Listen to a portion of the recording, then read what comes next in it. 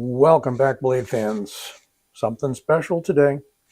Yeah, I say that quite often because, well, they're special when they first come in and they're different. And this is my second one from this company, Promethius Design Werx, WERX. And they've got a subcategory making knives of what do we call it here? Terrain 365. You can see that right on the pouch here.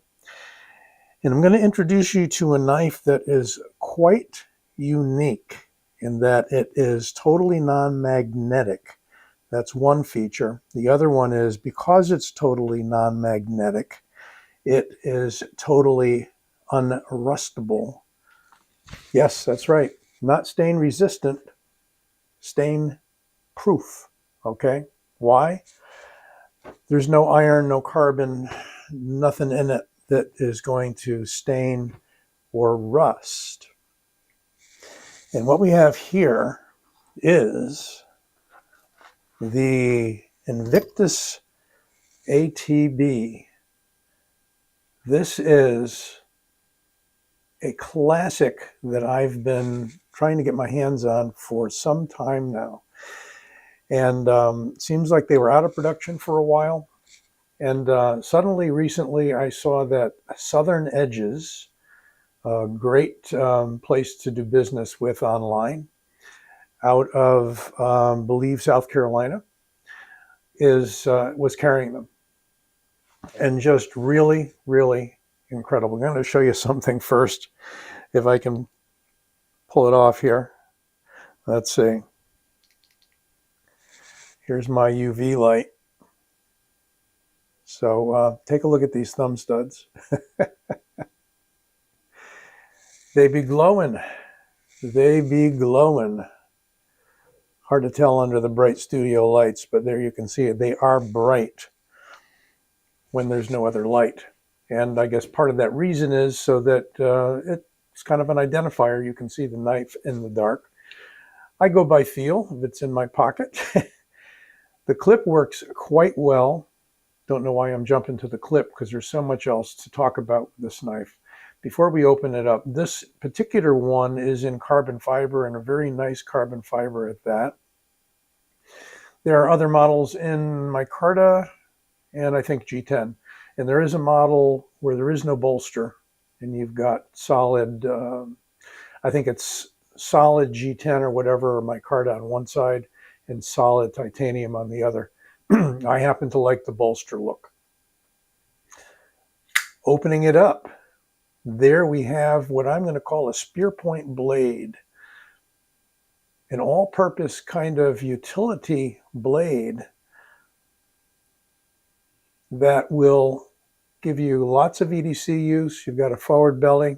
You've got a point that you can get at without too much trouble. You have to raise it a little above 45. I must be so excited I got a frog in my throat. I don't know what frogs have to do with knives, but anyway. Another thing to note is that all the hardware, the screws, the pivot, everything is titanium. There is zero attraction with this magnet at any point on this knife. Crazy. There's a really nice hidden lanyard pin. And they did such a nice job with the grind. Here goes the throat again. It's early morning for an old man. What can I tell you? Yeah, I've been around a while. There is the Terravantium logo, USA made. Now, what I've learned, and I forget the source, it might have been Jim Skelton, so I'll thank him for his review on this as well. He says, you got to get this one and add it to your collection. Whether or not it's your most favorite knife or not, it is so unique. This is dendritic cobalt, what they call Terravantium. They've branded that. It was originally designed by a fellow by the last name of Boy, I forget his first name, working with dendritic cobalt. It's kind of a cast material that ends up being extremely toothy And this comes through with, I would say, a very good edge. We're going to test it out in a little bit. And it's not that hard to sharpen. Actually, the HRC on this is like down in the 40s. It doesn't really play by the usual rules. It doesn't make it a dull knife by any means. What happens is you keep getting a toothy edge as it gets used. Now, he did the same thing with 440C, and I forget who is marketing those knives, but that was also very interesting. Anyway, I can't expand too much on it because I studied up a little on it for this review, but I don't know a heck of a lot except what I've told you so far. Nice go forward finger choil there on the blade. And we're going to measure it up so we can talk about it some more in a bit. It is kind of a medium size folder, being about 8¼ inches long and 3.5 inch blade with a cutting edge. I guess we should get that while we're here. Like 3 1/8 on the cutting edge, okay? And yes, I replaced my batteries on this digital caliper here. Let's go with the blade first. 3.6 millimeter on the blade. Catching it right in here. 0.14. And fairly slim in the handle. 0.49, just under a half. And the scale hasn't crapped out on me yet, so it's been pretty accurate. Let's see what we got. 4.42, so call it 4.4 ounces. Opens very nicely with the thumb stud. No, there is no flipper. There is this interesting cutout here, which basically accepts the spine of the blade, so you get smooth transition all along here. You also have some extremely fine jimping on a crowned spine there. A nice wedge right here with still a pretty good flat. So if you're reaching way out here and pushing for cuts, you have no problem whatsoever. Is this a defensive knife, tactical knife? Yes, it certainly could be. I would say it's very much like a bayonet in the way that it's designed, with maybe a broader point. That point is still very useful, even though it's not the pointiest thing going and might look a little bit bluntish to you.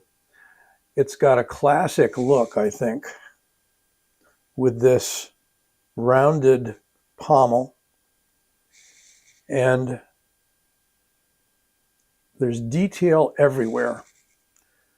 We've got a chamfered and grooved lock release there. It does have a hardened insert, but it's not steel. It can't be steel. It's not magnetic. So is it another piece of titanium that has been heat treated to a higher level? We don't know. At least I don't know. But there's your screw holding in a separate piece like a plate. Let's try this again.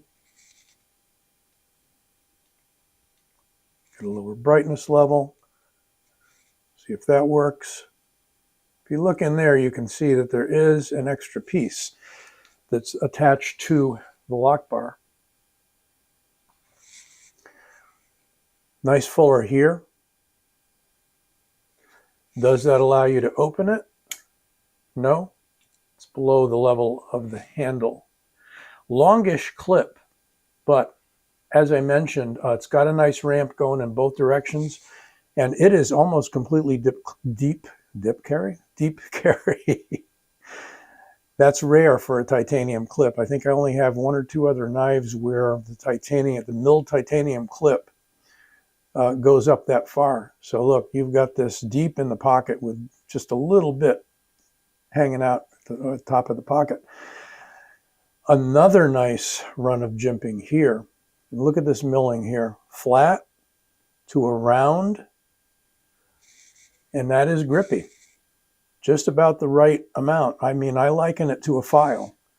It is very fine, but it is grippy. And there's that pin again. I'm going to compare to, we'll call it a sister knife that I picked up first well over a year ago. This one comes from Lamnia in Finland. This is also Promethius Design Werx. And there's their logo, the octopus. Notice a little similarity there with the blade. So we don't have as tall a blade, we've got a narrower blade in the balisong configuration, and it's actually slightly longer overall. And a blade ever so slightly longer. Notice you got a double choil here. They make this as a working balisong, meaning it's supposed to be an EDC balisong, not a balisong for flipping. And give you the exact name on it under Promethius. It's my little database here. This is the SPD Invictus Bali B. Okay. This one is not in Terravantium. That's steel. That is M390. So it's a high-end quality steel. Notice how you can pinch it here for working, right? It's not a real big choil area, but you've got that same profile and that same sort of general EDC blade that they've created. Not as high a grind on the Bali. It's a narrower blade. Got a much higher grind here. Well, it's about coming up on 60% of the height of the blade. This one is extremely smooth. I mean, you can't even feel those handles moving. It's like glass. And I believe it is not on bearings. I think this one might be on washers, but I'm not 100% sure. Or it could be bearings. And they did give you a pin here rather than doing Zen pins in here, as is preferred by a lot of the Bali flippers. But you've got your titanium bolsters there. You've got a spring latch so that when this is closed and you want to open it, it's a little bit tight. You squeeze it and it pops open. So I'm going to attempt a sharpness test on paper, of course. I don't have any pork roast with me today. I usually eat the pork roasts that I get. All right, moment of truth. Let's see what she can do. Uh-oh, not starting off well. That's me. Yeah, it's in the technique, folks. In the technique, you got to slice with it. You can't push it. There are a few knives with nice thin grinds that you can push it right through. But on this baby, you've got to do your slicing because it's using those teeth. It is a bitey, it's a smooth but bitey edge. I can feel it wanting to just go right into my finger. Definitely, I mean, you can feel it. If you know your edges, you can feel it. Now, I believe it was Jared Neve who had one of these and reprofiled the edge and lowered it to, I forget what he lowered it to, like 17 degrees or so. I'm not sure what these are coming through at. I'm not going to mess with this one. If and when I need to touch it up, it's going to be on a strop first, and then it's going to be on ceramic. And then when I need to go at it again, I may either follow the original edge or I may lower it just a bit. Again, not knowing exactly what that edge is at. Another look around, just a real beauty, and haven't opened and closed it much. It is glass smooth, and I would say just about drop shut. Probably will work in over time. Knife's only about a week old. Haven't opened and closed it really that much. A quick compare, if you need this, to the Benchmade Griptilian.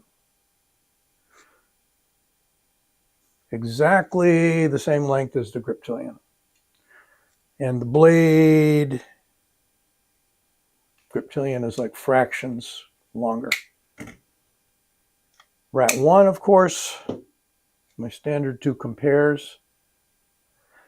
And Rat 1's a good 3/4 of an inch longer, maybe. Overall. There she is. These are not cheap. Coming in just under 4. Yeah. Check them out. I'll leave you the link at Southern Edges if in the event that they're still available there.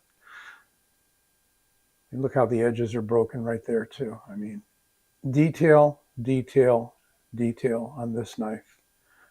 Everything is perfect detail. Now, Promethius Design Werx sells a lot of outdoor equipment too. So that's the main parent company. Is they're selling backpacks and things for hiking and containers and camping items and some tactical sort of gear, all that sort of stuff. So I'll make sure you have the link to their site as well. And you be well.